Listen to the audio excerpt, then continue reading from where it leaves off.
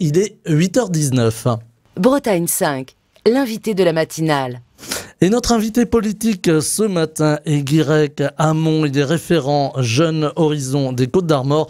Il est avec nous en direct ce matin, malgré le petit chahut dans le studio.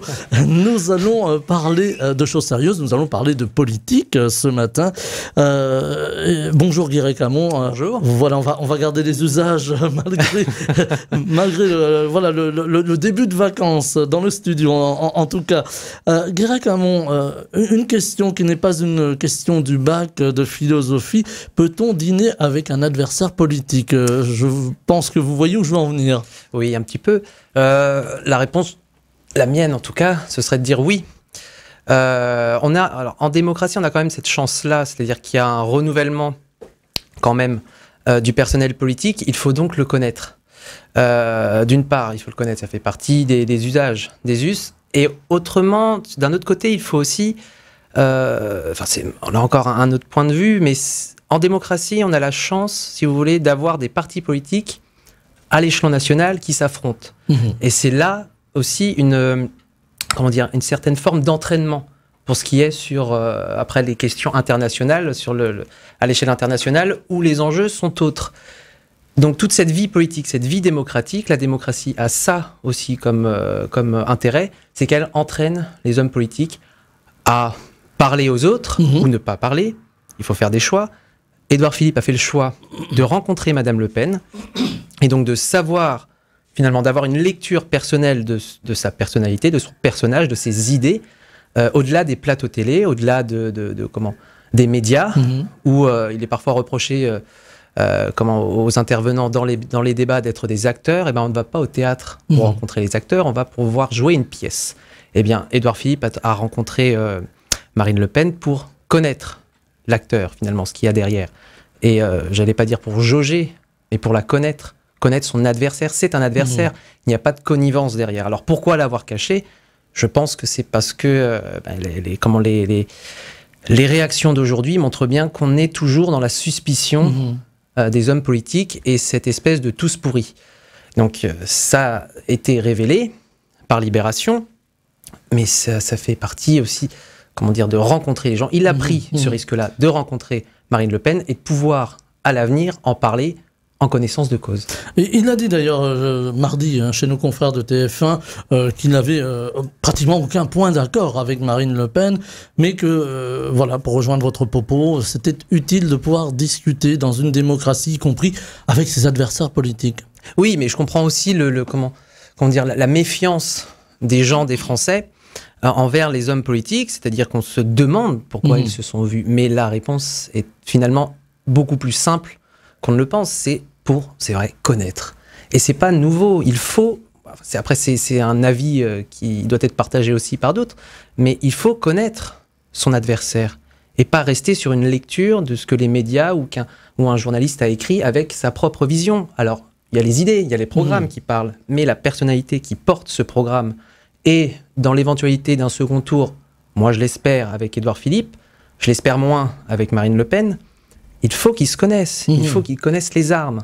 Donc ça, au cours d'un repas, d'un dîner ou autre, c'est pas un festin, hein, on imagine forcément où il se des tapes dans le dos, etc. Non, c'est un rôle, je trouve, responsable que d'aller avant que l'urgence ne l'invite, de rencontrer cette personne et de savoir à quoi s'en tenir. Évidemment qu'il savait qu'il n'avait pas de points communs, ou très peu. D'ailleurs, j'aimerais bien savoir lesquels. Mais il est allé, il s'est fait une idée. Est-ce que c'est allé dans le sens qu'il pensait auparavant? J'imagine que oui. Mais il a pris ce risque-là. Et Marine Le Pen a d'ailleurs dit qu'elle déjeunait avec plein d'autres mondes. À savoir qui? Voilà, on n'a pas eu de nom. Non. Voilà. Guirec Hamon, vous l'aurez sans doute assez vite saisi, on est dans une période politique très compliquée, très troublée, avec une gouvernance qui s'annonce assez difficile, ou pratiquement impossible, avec une Assemblée nationale qui n'a pas dégagé de majorité, quelle que soit d'ailleurs la formation politique. On parle beaucoup d'Édouard Philippe depuis quelque temps, on le voit un peu plus dans les médias. Édouard Philippe incarnerait-il un renouveau de la droite ? C'est un peu tôt pour le dire. cas, il y a une voix de droite, ça c'est sûr. Il s'en cache pas, il le dit, c'est un homme de droite, mais qui est capable de discuter avec les sociodémocrates jusqu'aux républicains, voilà, dans cet arc républicain traditionnel. Est-ce que c'est un renouveau de la droite? Ça va dépendre des autres composantes à l'Assemblée nationale, mais ailleurs aussi, sur les élections en 2026, municipales, etc. Donc il y a plusieurs échéances qui vont apporter cette réponse-là. Moi, je ne peux pas vous l'apporter parce que je n'ai pas, j'ai pas la science infuse. Mais au-delà de ça, c'est quelqu'un qui porte une conception de la politique qui a été peut-être un petit peu abandonnée ou en tout cas un peu méprisée, c'est celle du dialogue. Alors, pas le dialogue pour le dialogue, pas parler pour bavarder. Mais là, on voit quand même que ça fait un moment qu'il en parle, qu'il faut ouvrir le dialogue avec des gens avec qui on n'est pas d'accord. Mais il faut le faire. Et maintenant, on se rend compte qu'à l'Assemblée nationale, après cette clarification qui en est bien une, puisque maintenant on sait à quoi s'attendre avec le vote des Français, c'est qu'il n'y a pas de majorité pour personne, il n'y a pas de grands gagnants, il n'y a que des perdants, en fait, en quelque sorte. C'est ce qu'a dit le président de la République dans son expression en français qui est parue dans la presse régionale. Personne n'a gagné. Non, personne n'a gagné, en tout cas, dans la conception qu'on a, nous, en France, de la politique. C'est-à-dire que personne n'a gagné, ça veut dire quoi pour nous? Personne n'a la majorité. Mais en parler avec un Belge, avec un Italien ou avec un Espagnol, c'est pas tout à fait la même chose. J'écoutais ce matin, alors est-ce que c'était sur France Inter, c'était pas sur Bretagne 5, vous m'excuserez. Mais les Belges disent, ils nous donnent même des conseils, même les Allemands aussi nous donnent des conseils. On est un petit peu les Belges ont été longtemps sans gouvernement. Exactement. Et peut-être commencer par plus petit, 3 partis, et puis ensuite voir. Nous, on est en train d'apprendre, ou réapprendre, à comment ça fonctionne finalement. Donc, les jeux à gauche de savoir on va nommer un Premier ministre entre nous à 200 députés, c'est un coup à ce qu'à la fin de l'année, il y ait une motion de censure. Donc, Édouard Philippe, lui, tient ce discours-là. On n'est plus dans une majorité présidentielle, on est dans une majorité parlementaire. Ce n'est plus un régime présidentiel avec un président qui a une majorité à l'Assemblée nationale, ce qui fait que le président, finalement, est le moteur des propositions politiques. Maintenant, tout revient à l'Assemblée nationale. Par conséquent, c'est une majorité parlementaire.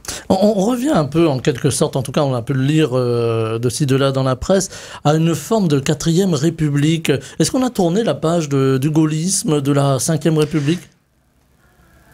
C'est une bonne question. J'aurais plutôt tendance à dire que non.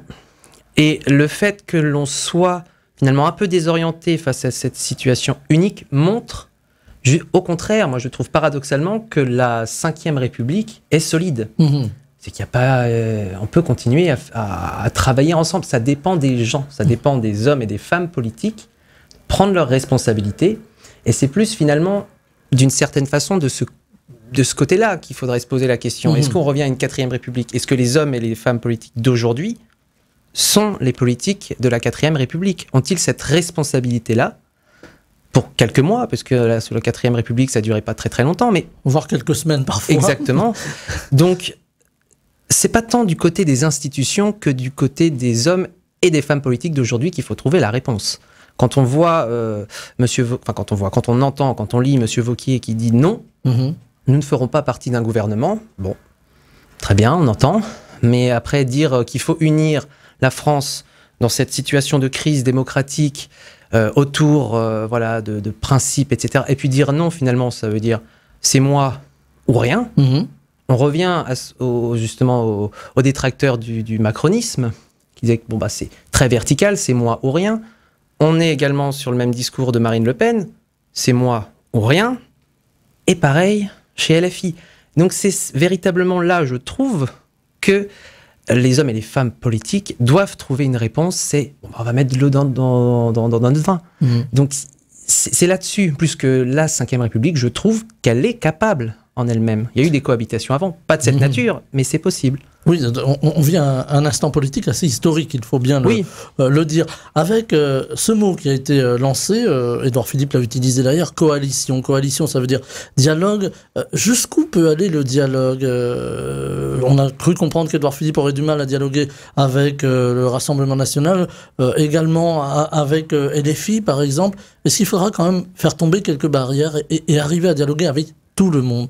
Il faut déjà connaître les principes, les garde-fous, les limites. Mais ça laisse un cadre immense, énorme. Les limites, c'est quoi? C'est les limites de la République, c'est les limites de la démocratie, les principes fondamentaux, etc. Il y a énormément de coins au cadre. Mais ça nous laisse quand même un terrain de jeu ou alors une toile pour peindre quand même quelque chose de beau. Donc il faut d'abord, je pense, partir d'un cadre, et dans ce cadre-là, on dialogue. Mais là encore, ça doit faire appel à une certaine forme d'intelligence de chacun. Et c'est un nouvel exercice pour tout le monde, parce qu'on était habitué au fait majoritaire à l'Assemblée nationale, c'est-à-dire que les députés votent dans le sens du gouvernement, mais là, c'est un autre exercice encore, auquel la France n'est pas habituée. Mais si on regarde nos voisins, ils y sont habitués. Bon. Il y a une forme d'entêtement du président de la République. On a vu Emmanuel Macron dire, voilà, en gros, je schématise un peu, mais débrouillez-vous. Moi, je nommerai un Premier ministre quand j'en aurai envie. Finalement, la Constitution ne l'y oblige pas dans les 2 heures qui viennent. Il est parti au sommet de l'OTAN, aux États-Unis, à Washington, laissant un peu la situation, j'allais dire, en ce sens, un peu compliquée en France. Vous faisiez référence tout à l'heure à LFI qui n'a pas encore trouvé de nom, en tout cas la coalition de gauche qui n'a pas trouvé de nom pour un Premier ministre, à droite non plus. On a le sentiment quand même d'un tangage politique. Est-ce que c'est pas un peu dangereux, ce tangage politique? Est-ce que c'est dangereux? Là encore, je vais pas pouvoir vous répondre. Est-ce que vous le sentez comme ça, finalement? Pas pour l'instant, non. C'est un petit peu schizophrénique aussi, cette façon est-ce que je comprends aussi, de critiquer l'hyper-présidentialisation, c'est-à-dire que le président prend toutes les décisions, et puis lorsque l'on donne la parole finalement aux électeurs, on ne se fait pas confiance finalement. Et on a quand même besoin de quelqu'un qui montre un cap. Et quand ce capitaine dit c'est à vous de décider, on est peut-être pris au dépourvu parce qu'on se dit est-ce qu'on est capable de le faire. Donc je comprends qu'il y ait cet engagement-là, mais là encore on revient sur la responsabilité des hommes et des femmes politiques. Il n'y a pas que le président qui est capable de prendre des décisions. On entend beaucoup de choses. Guy Récamon, par exemple, on a entendu le président du Sénat dire si demain c'est un Premier ministre LFI, moi j'appellerai mes amis à voter une motion de censure. On a eu le même discours du côté du Rassemblement national. À l'inverse, si ça avait été Jordan Bardella, je suppose qu'on aurait eu le même discours du côté de la coalition de gauche, du Nouveau Front Populaire. Ça devient compliqué finalement. C'est que c'est illisible. Mais en fait, cette illisibilité, elle est issue justement de cette clarification. C'est que finalement, on ne sait pas par notre vote où on va. Elle est là, la clarification. Ce qui est paradoxal, c'est qu'on a voté, la clarification fait que on ne sait pas où on va. Et on attend que finalement il y ait une maturité chez nos responsables politiques qui tarde à venir. Donc moi, je comprends qu'on mette sur le dos du président beaucoup de choses. Enfin, il ne faudrait pas oublier non plus que les partis politiques doivent être moteurs d'idées. Et après, je comprends que la personnalité de Jean-Luc Mélenchon aussi fasse peur. Il l'a construite comme ça. La personnalité de Marine Le Pen aussi fait peur parce qu'on a toujours un doute sur ses véritables intentions. Malgré la dédiabolisation. Oui, mais enfin, on a quand même vu dans l'entre-deux tours qu'il n'y avait pas 5 ou 6 brebis galeuses, finalement, qui étaient maintenues. Bon. Donc, il n'y a pas de clarification. Il n'y a pas d'idée. Moi, j'entends bien les discours de gauche qui font appel à Léon Blum, à Jaurès, etc. Ça date un peu maintenant. Il faudrait peut-être avoir de nouveaux intellectuels, faire émerger de nouveaux intellectuels aujourd'hui. Ça peut demander du temps, mais Léon Blum, c'était quand même une personnalité de l'époque qui pesait. À droite, c'est pareil. On cherche encore un peu qui représente cela. Donc, il y a cette façon un peu... on est un peu perdu, finalement. On n'a plus de repères idéologiques. Mais à force de dire, on est dans le concret, on est dans le pragmatisme, finalement, on a quand même besoin d'une boussole. Alors justement, la boussole, ça peut être une personnalité, un homme, une femme qui se détache, un chef, alors voilà, je mets entre guillemets le terme de chef, mais qui se détache, qui donne un cap. On peut imaginer qu'Édouard Philippe soit celui-là. C'est en tout cas tout le travail qui est mené.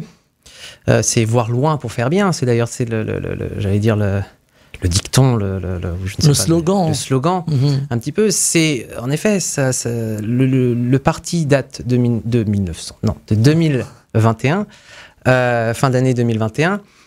On prend du temps, c'est vrai, pour rencontrer, pour rédiger, pour proposer quelque chose de solide.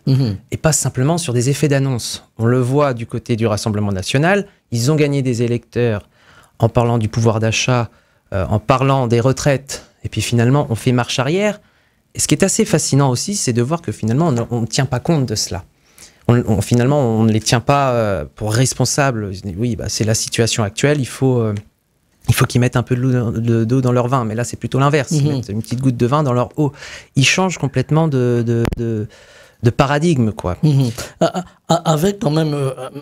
un message clair, pardon, avec un message clair, voilà, je m'éclaircis d'abord en même temps, un message clair des électeurs, des électrices qui ont au premier tour voté massivement pour le Rassemblement national, et au second tour, on a vu l'émergence de la gauche avec un front républicain assez large qui s'est mis en place pour barrer la route au Rassemblement national.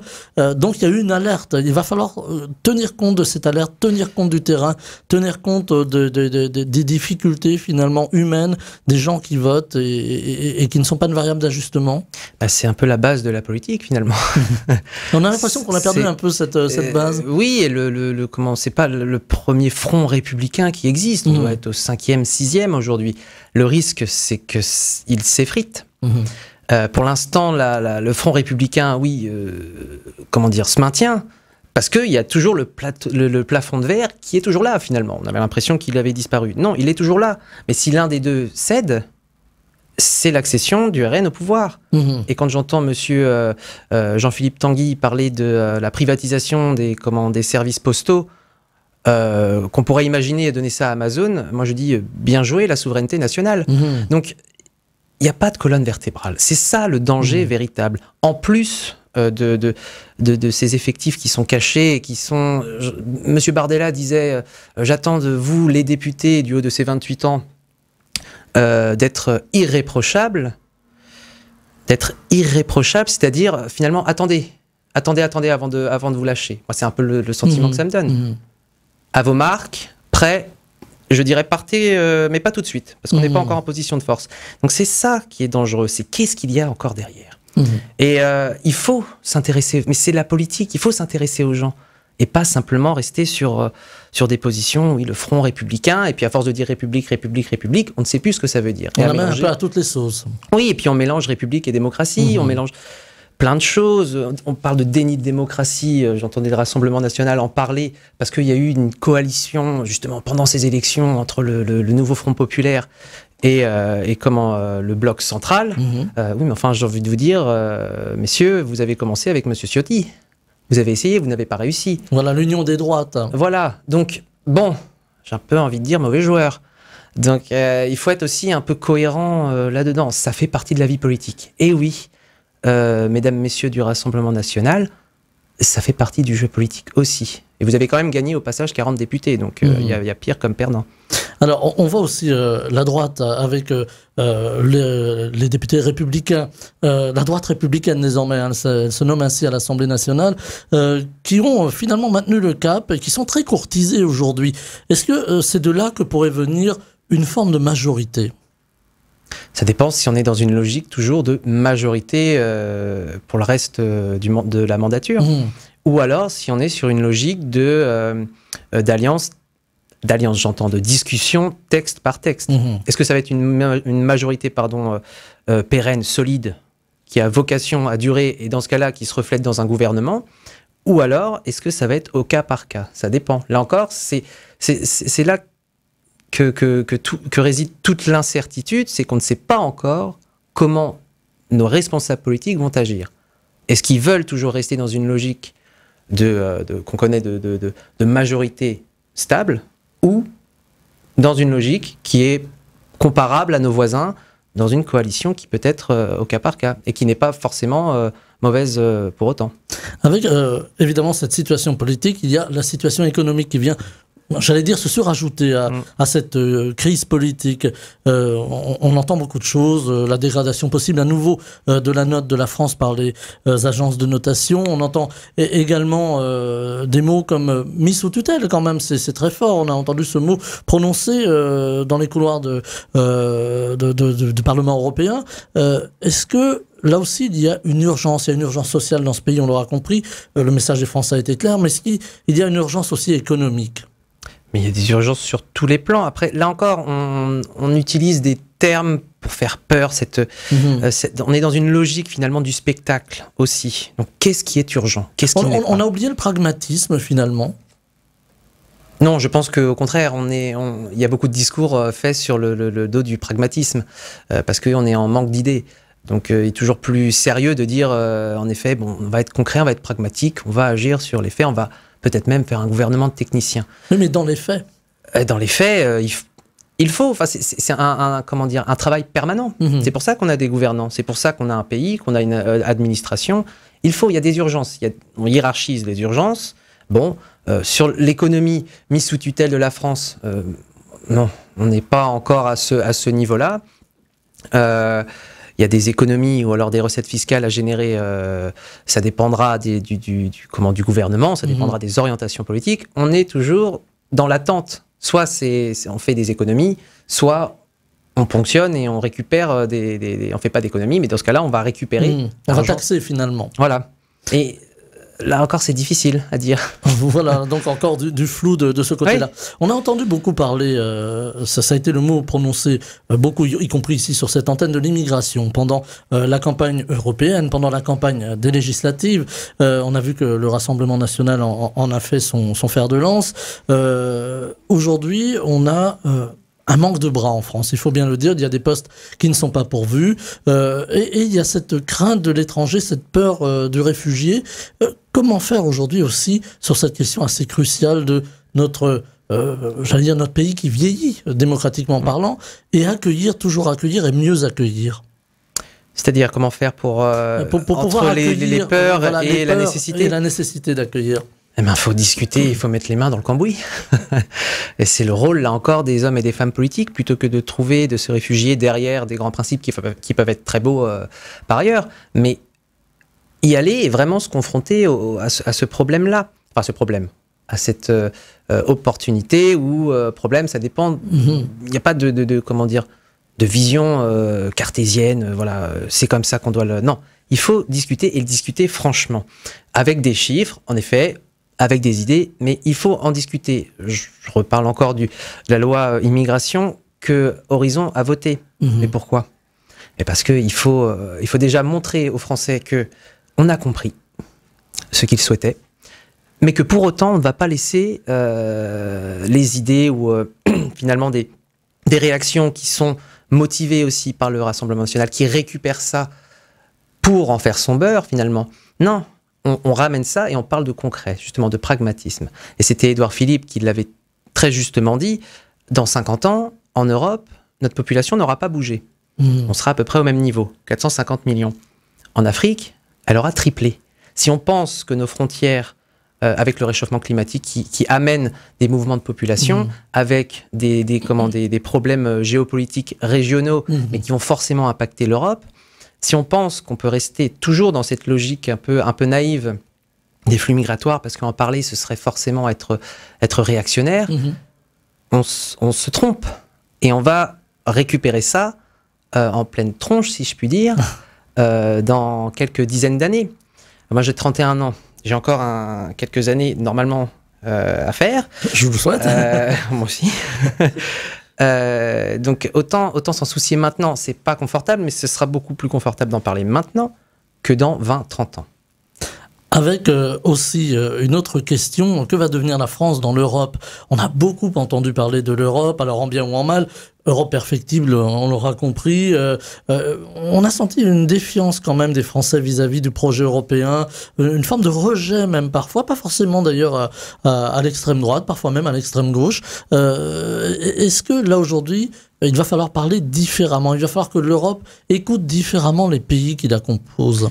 Moi, je pense qu'il va falloir plutôt expliquer l'Europe, plutôt que de penser qu'elle est là et qu'elle est immortelle, que finalement ça s'est fait naturellement au cours de l'histoire. Finalement, on est dans le sens de l'histoire qui a voulu la construction de l'Europe. Non, ça demande à être expliqué en permanence, en permanence, en permanence. C'est l'éducation et c'est justement un point central à Horizon. C'est compliqué l'Europe, mais il y a quand même des bases. Les gens ne comprennent pas grand-chose. Hein. Non, et je comprends. Les deux parlements, enfin les deux sièges à Bruxelles et à Strasbourg, les commissions, qui dirigent quoi, qui commandent quoi, c'est des fois au même particulier et dur à comprendre pour les journalistes même. Oui, mais même pour les spécialistes, hein, c'est pas simple. Parce qu'on est 27 pays avec des langues différentes, avec des cultures différentes. Nous, on a un fait majoritaire traditionnel en France. On traverse la frontière pour aller en Belgique, c'est pas du tout leur façon de penser.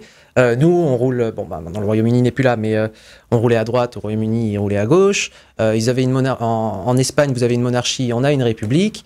Vous avez des architectures complètement différentes, des cultures, même en France, qu'on soit au nord ou au sud, vous avez un accent différent, une culture différente. On aime plus le beurre à l'ouest, mais on aime l'huile d'olive dans le sud. Le beurre salé, je précise. Exactement. C'est important. Ah oui, non, pas de... Eh bien, imaginons à la taille de l'Europe, c'est gigantesque. C'est gigantesque. Et donc, il a fallu trouver un consensus, une façon de faire de la politique ensemble avec nos différences, qui n'est pas simple à mesurer, qui est perfectible. Mais il faut l'expliquer aussi. On a des changements politiques, et ce sera ma dernière question, il nous reste 3 petites minutes, c'est très court. On a des changements politiques en vue aux États-Unis. On a la menace de Donald Trump qui peut revenir au pouvoir. On a également des changements en Grande-Bretagne, avec un changement politique majeur, et des élections qui ont, j'allais dire, rebrassé les cartes là-bas aussi. On peut imaginer demain que le Brexit se fasse à l'envers et que la Grande-Bretagne revienne au sein de l'Europe? C'est à eux de décider. On peut l'imaginer. Oui, comme on peut imaginer aussi, on peut tout imaginer. Il n'y a pas de sens de l'histoire, en tout cas. Enfin, la paix, c'est pas naturel. Avec quand même culturel. Des inquiétudes. On parlait des États-Unis. Donald Trump a dit si demain j'arrive au pouvoir, l'Europe, vous vous débrouillez. Il a pris un terme un peu moins choisi. Vous vous débrouillez pour vous défendre. L'OTAN n'aura plus lieu de vous protéger. Oui, mais après, il sera probablement rattrapé par la réalité. Il y a quand même des enjeux américains quand même sur le sol européen, qui est le premier quand même marché mondial. Donc il y a tout ça, mais l'Europe, justement, la France, si elle veut peser, c'est par l'Europe. Et c'est pas parce qu'on est 27 que on va se partager le gâteau à 27, on en aura moins. Non, le gâteau sera plus grand. Donc on sera un petit peu plus gagnant. Et c'est là-dessus que l'on va se quitter. Guirec Hamon, référent des Jeunes Horizons des Côtes d'Armor. Vous étiez mon dernier invité de la saison. Je vous remercie d'avoir été avec nous ce matin dans une ambiance qui était un peu scolaire, un peu chahutée. On a parlé de choses sérieuses. C'est agréable. Et c'était important. Merci infiniment. Je vous souhaite une belle journée, un bel été.